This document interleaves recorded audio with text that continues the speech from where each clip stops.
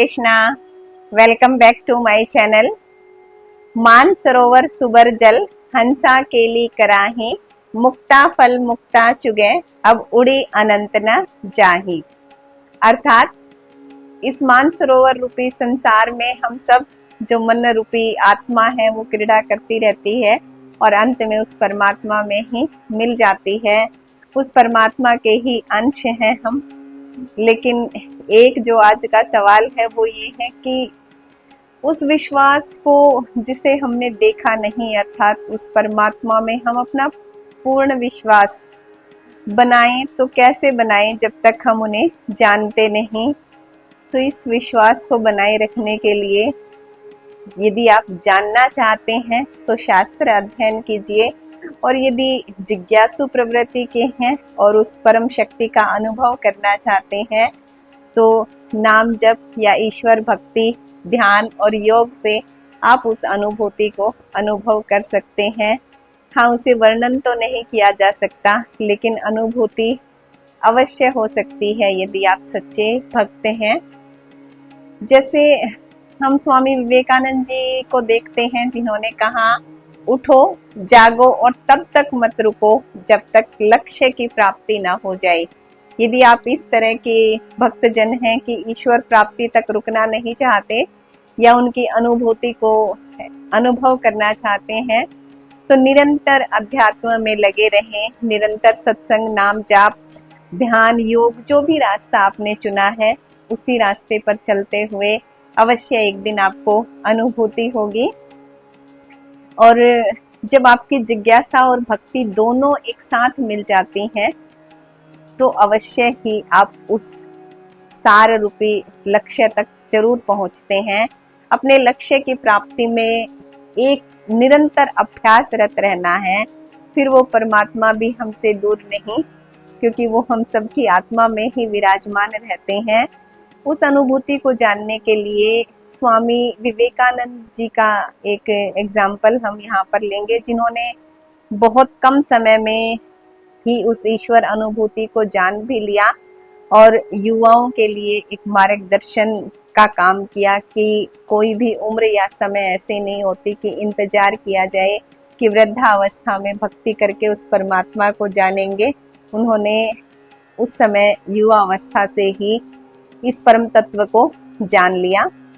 जब उनके मन में पहले पहल जिज्ञासा हुई थी ईश्वर को जानने की, जैसे हम सभी के अंदर होती है, अब जिज्ञासा होना और उस पर काम करना ये भी बहुत आवश्यक होता है, क्योंकि जिज्ञासा तो हो सकती है परंतु उस पर फिर कार्य करना, एक्शन लेना, उस पर एक्टिवनेस के साथ, निरंतरता के साथ काम करना, ये कामयाबी का लक्षण होता है।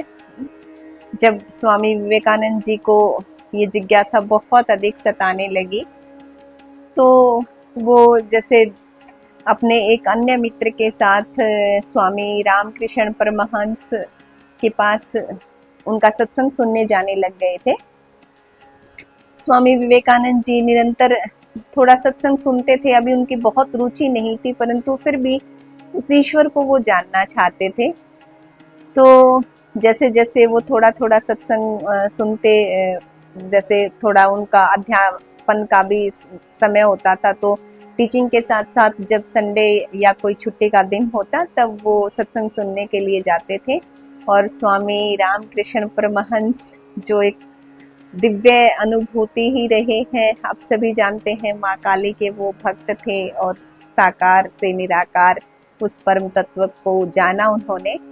तो जब स्वामी विवेकानंद जी बहुत दुखी और परेशान से उनको दिखते थे, जैसे गुरु भक्त की बात, अपने शिष्य की बात जान लेते हैं, जैसे परमात्मा अपने भक्तों की बात जान लेते हैं, ऐसे ही रामकृष्ण परमहंस ने अपने शिष्य स्वामी विवेकानंद के कुछ उनके अंदर चल रहा है ऐसा उन्होंने जान लिया था। अंतर्यामी थे वो, या फिर यूं कहें जो संवेदनशील भक्तजन होते हैं वो दूसरे की भावनाओं को बिन कहे ही जान लेते हैं। जब कहीं या तो प्रेम होता है या फिर आपके अंदर करुणा और संवेदना का भाव होता है, तब हम दूसरे की बात को बिन कहे जान लेते हैं। स्वामी विवेकानंद जी की बात को भी रामकृष्ण परमहंस ने जान लिया था, परंतु वो ये चाहते थे कि अभी उसमें थोड़ी सी और दृढ़ता आए इस विषय को जानने के लिए। तो उन्होंने थोड़ा और उसको सत्संग का अभ्यास करवाया स्वामी विवेकानंद जी को। परंतु धीरे धीरे स्वामी विवेकानंद जी का मन जो है वो किसी भी अन्य कार्य में नहीं लग रहा था। सिर्फ उनको ये जानना था कि क्या वास्तव में ईश्वर है और उन्हें देखा जा सकता है, कैसे जाने उनको एक प्रमाण की आवश्यकता थी। तो स्वामी रामकृष्ण परमहंस ने एक दिन स्वामी विवेकानंद जी से प्रश्न किया कि क्या है दुविधा है तुम्हारे अंदर। तो स्वामी विवेकानंद जी ने कहा कि मुझे प्रमाण चाहिए कि ईश्वर है या नहीं। वो तर्कशील थे और बार बार जैसे उनके अंदर जो जिज्ञासा का भाव था, तो वो कहने लगे कि उन्हें ईश्वर के होने का प्रमाण चाहिए। जो आजकल भी हम देखते हैं तर्क करने वाले या ऐसे अनेक भक्तजन हैं जो ज्ञानी हैं, तर्कशील हैं। तर्क करना अच्छी बात है, परंतु तर्क ना पॉजिटिव होना चाहिए।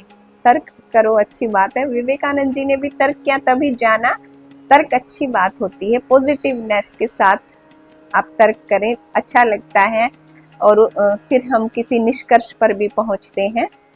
ऐसे ही स्वामी विवेकानंद जी ने जब तर्क किया स्वामी रामकृष्ण परमहंस जी से, तो रामकृष्ण परमहंस जी ने कहा कि आओ, आज मैं तुम्हें प्रमाण देता हूँ। वैसे मैं तुम्हारे सामने खुद प्रमाण हूँ, मैं भगवान हूँ।